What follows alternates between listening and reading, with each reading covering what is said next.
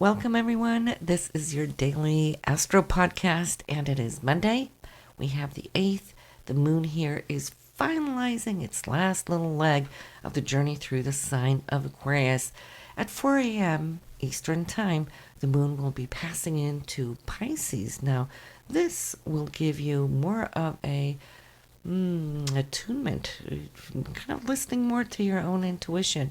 It's got that psychic effect to it, as the Pisceans have this interactive feeling of there's no limitations between you and I. It's more that we are all one.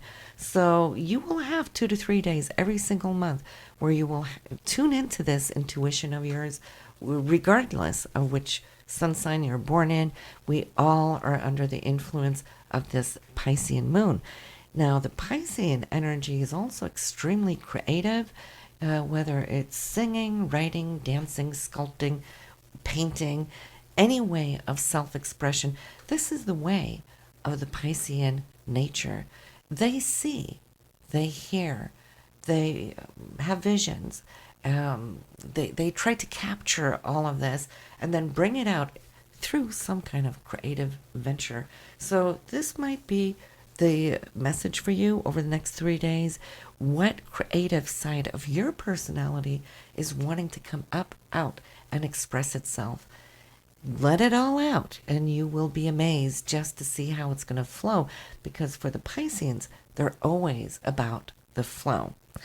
So it starts out good with the sun here sextiling Jupiter. The sun is you, and Jupiter is wanting to expand, be generous with you, and there's an abundance in your nature. So you might just feel extra generous here.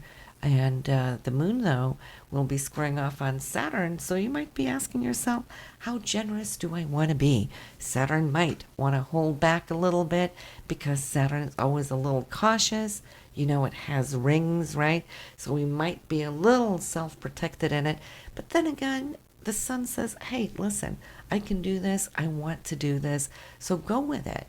Now, the moon will also be squaring up on Mercury. Mercury is your thoughts, and since the moon is squaring off on Saturn, you might find yourself a little discriminate here today because of it, because Mercury too in that square with the moon, and it is conjunct Neptune. So the only thing I would say with that is be cautious, because Neptune might give you the illusion of that things may be better than what they are. See, in Jupiter, here's one example, all right? Let's take the casino. This is a typical casino kind of thing, or gambling, or placing your bets on something, whether it's purchasing. The sun and Jupiter, they want to play, they want to have fun. You want to be generous with yourself. Jupiter feels that there's always bountiful, you have more than enough. And then your moon comes in, speaking, whispering into your ear, saying, well, be cautious, though. Don't blow it all. Don't spend it all.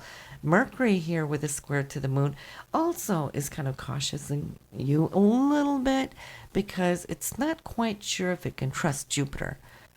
And then, since the moon is conjunct Neptune, well, Neptune can give us illusions, grandeur visions, and feelings of everything is possible, especially because Jupiter is involved. We have a good Jupiter today. We have the conjunction of Neptune with your instincts, your moon. And so Neptune can say, hey, go for the high bets, because today I'm going to win a biggie, right? And then we get caught up in that. And we feel that we can throw all our doubts, all our caution to the winds because of the good placement of Jupiter and this Neptunian emotion that you are unbeatable.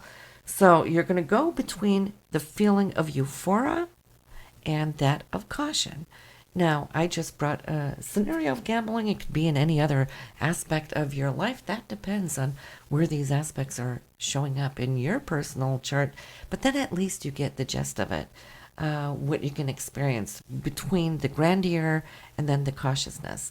But regardless, it's going to be a great day. Why? Because both Neptune and Jupiter are present. And then it's always fun. It's about having fun. So it's up to you whether to throw that caution to the winds or not.